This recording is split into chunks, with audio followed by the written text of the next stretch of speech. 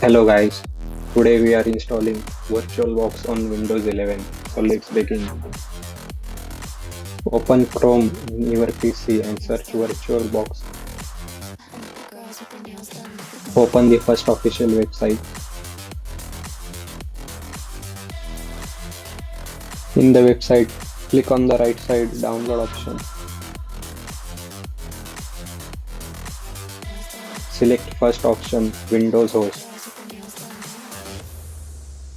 Double click on downloaded file.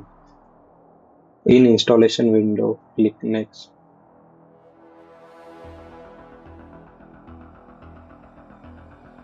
In this window, just select the storage location you want and click next.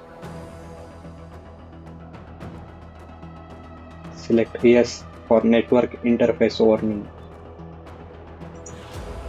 If your PC is missing Python dependencies, select yes here as it will download them.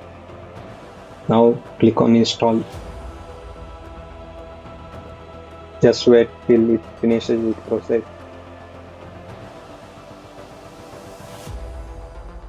Click on finish here, it will automatically open the install app window. Comment below if you got any problem in the installation.